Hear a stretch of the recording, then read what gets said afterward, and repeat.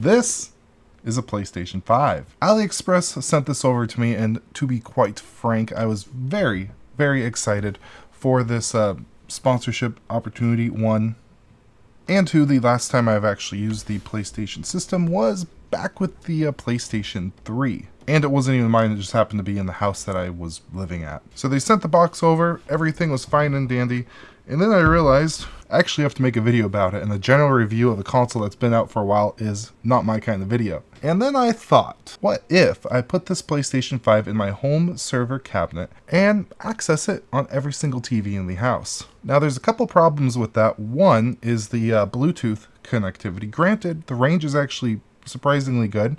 If the console is upstairs, it works in every single room, but if I come here downstairs, that's when I run into like input lag and just straight up disconnectivity every once in a while. So I need to fix that. And two, actually getting the video feed to all the TVs. That's probably a bigger problem. And in this video, I'm going to be addressing those problems, setting it up, getting it all working. It's going to be beautiful. Ignore these antennas, pretend like I haven't done that yet. Now, of course, AliExpress sent this over, so they're expecting a little something from me, and that is to promote their Double 11 Mega Sale, offering 90% off, and you can use my code or codes for extra savings. The coupon codes are kind of tiered depending on the value of your cart, using the codes that you see on screen here and down in the description. Of course, free shipping, free returns, it's beautiful. These are the most valuable, at least coupon codes that I've been given in any other previous AliExpress sponsored video, that's for sure. And down below, I'll post some items and whatnot that I recommend that are currently on sale. Additionally, if you download the AliExpress app, you can enter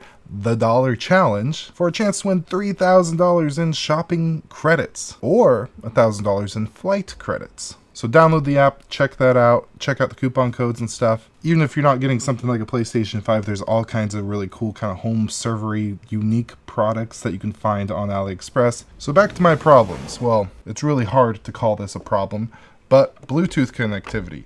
One thing I needed to fix this is install my very own Bluetooth antennas. Now this was a very uncomfortable thing to do. I followed a few different teardown guides. Honestly, these sides are pretty easy to pop off, but you do want to be careful when you pull up on the corner and slide it off because it can scuff it, and I did scuff the hell out of it. And then it's really as simple as removing all the screws. This isn't like a full teardown tutorial. I'll link down below to the one that I actually followed to get to the components. So you pull out the screws, they're all different weird sizes and whatnot, so you really want to make sure that you organize them so you can put them back where they go. And let's just cut to me doing that real quick. So what are we looking at? This right here, this device, or this antenna, granted, was tucked right in here. This is the Wi-Fi antenna. And then this white and blue cord that goes all the way down through here, somewhere in here, is the Bluetooth antenna. Now, we are going to be replacing the Bluetooth antenna. I'm not going to actually pull it out and remove it from here. There's not really much real estate to work with. I initially wanted them to hang out the back, but because of these grids, that's almost impossible. Anywhere else would require a lot more teardown to install these, so I'm going to have it installed right here on the top in the back where this Wi-Fi antenna was. Which this is loose, so I'm going to be able to move this around a little bit. So if I pop that, you can see that this comes off.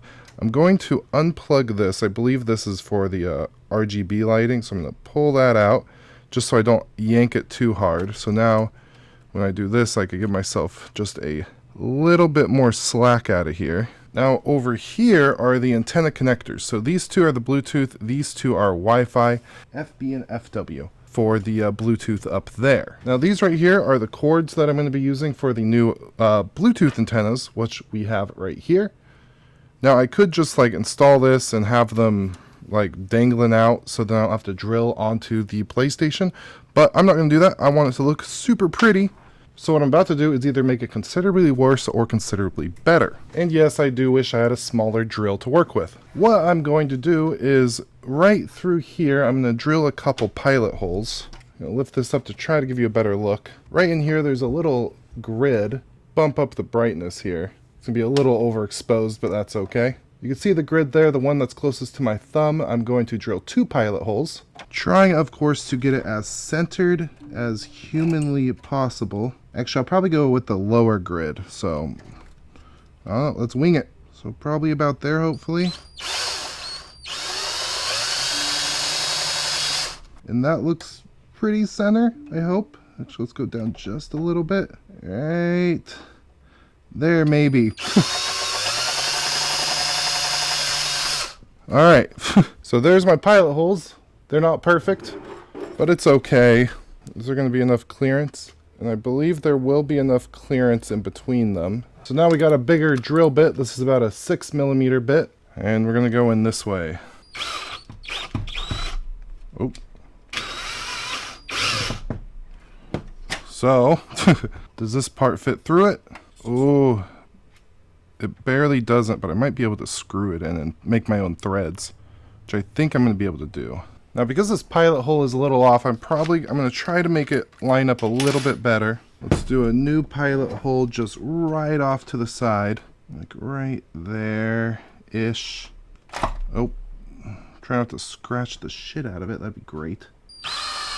Oh, fell into the original. That's okay. All right. So now for this guy. Let's go.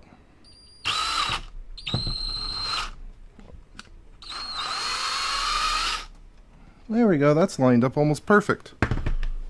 So there we are with my new scratch added to it. So now I'm going to try to get these through the holes. I am going to have to take off this little nut because it's going to go on the other side. I've concluded the holes are going to need to be one size bigger.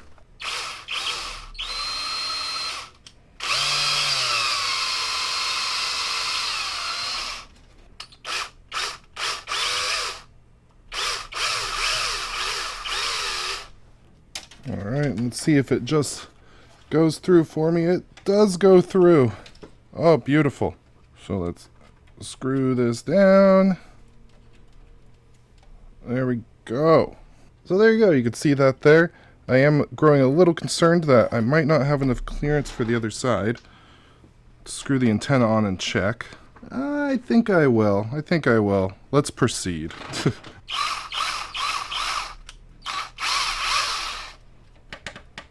Ooh, this one's a little more snug. What's it catching on? Oh, the grid is slightly in the way, it looks like. So it looks like I can either Dremel it down or go up a spot. This is a hard decision. Add our little nut on here. They're pretty tight together, so let's see if I got the clearance I need. That's a close one. But yeah, I think that will do. And we'll just kind of have them off like that. If you're going to do this yourself, don't put them beside each other. Put them like offset this way. Lesson learned. So now that I know it fits, I'm going to re-add these little washers, so we can then do a proper install. My fingers are way too fat to be doing this. So now I'm going to pop this back together. Like so. So now we will plug this RGB back in. Up, there we go. And now, let's pay attention here. Do ever so cautiously pop these off. 1 and 2. There's our Wi-Fi card. And now for these Bluetooth ones, I'm going to pop these off. So, 1. And be very careful with this, because if you damage this connector, you're kind of cooked. And pop. There we go. So I won't be using these. Be using these with the little antenna things we just installed. So let's cable manage just a little bit. So let's kind of tuck these in here where our Wi-Fi card once was. And then there's actually a little spot here that we can use for the cord, which is where our Wi-Fi cords once were. I'm going to pop this one in first. There we go. Sweet deal. Push it in. There we go. And then push this cord through here. Like that. And there we go.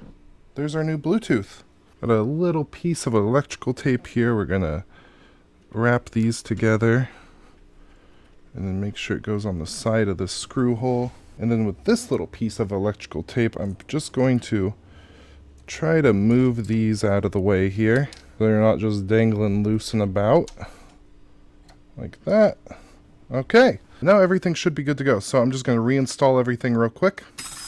And here they are. Are they straight? No. Are they perfect? Not really, but again, it's going in a server cabinet, so it's not the biggest worry of mine, the beauty of it. But I do kind of care. If I didn't care, I would have just had cords dangling out with these attached to it. Now the next problem is the switching. Now, to test this, and the main thing that I needed to do, or the most difficult thing that I needed to do, was go up in the attic, because one of the TVs that I have, the one specifically in my bedroom, is mounted to a wall in a really weird place. So I had to go into the attic, do some drilling, and feed the cords down.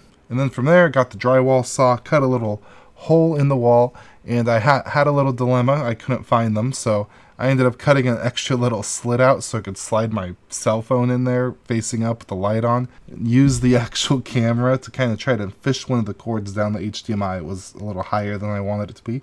So I fished that down and we're good to go. That cord went up and then down kind of where I have all my Ethernet cords coming from my security system into the closet.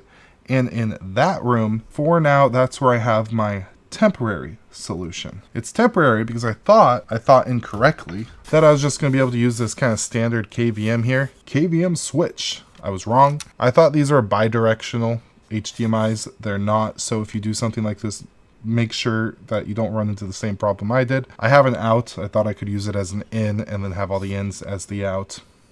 And that brings us to the next day. I had to quickly go pick up one of these. This is an HDMI bi-directional switch, avoiding that issue I had with the KVM. Granted, this little thing is probably a temporary solution. I do hope to find something a little bit better. This one only has 2 inputs or outputs. So for now, I'm only going to be able to set this up with 2 TVs. This right here was one of my original kind of brainstorming sources for coming up with this. PS5 in Any Room by Jason Shearer. He goes over some of the same problems, and this is where I found the kind of steps for the Bluetooth installation here. So I will link to this down below. His solution for the video is a little bit different. He is using a Blackbird, which is a HDMI over IP extender.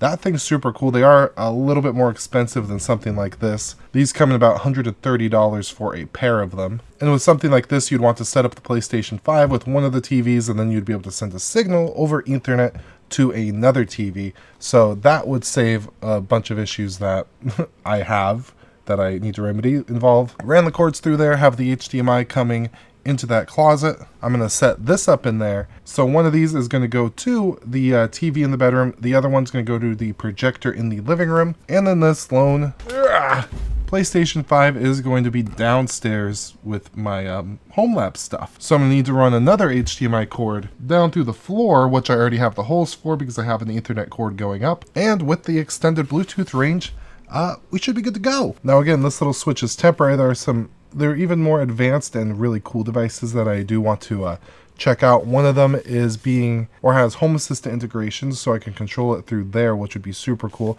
And it has multiple inputs and outputs, and you can do cool things like send one of the inputs to all of your outputs. Play around and configure it like that, but those things are expensive, so that's going to be a future dilemma. Now, a cool thing with this little HDMI switcher is it doesn't require any extra power source. So you can see it's just a little box with a button to switch between the two. And that's really about it. And I did set all this up and test it, and at least for now, everything is working great. The little switcher's in the closet now, and I'm able to go back and forth between the sources and outputs. And all this runs with the PlayStation in my server cabinet. Now the only thing I need to do is figure out how to rack mount this thing, because that would be cool. Of course, there's already a solution for this. Ain't no way. I'm gonna have to get that. That might be a future thing too. I've been playing the God of War game that came with this thing with the digital version, as well as Fortnite does really good with that. That's why I've been playing that quite a bit. And again, it is real nice to be able to be playing it in my living room on the projector. Like, I want to go lay down, not having to unplug anything. I don't have to exit out of the game. I could go hide in a bush, go to my room, hit the button, and continue right where I left off. And that's what I wanted. And as soon as I upgrade my whole switching system, I will send it to probably every other TV in the house, specifically one TV that I will have in this kind of studio area that I have here. And with all that, again, if you're interested in anything that I mentioned in this video, it will all be linked down below, including the PlayStation 5, some of the AliExpress stuff, any little accessories that I used throughout this process. And with all that, I do hope you have an absolutely beautiful day, and goodbye.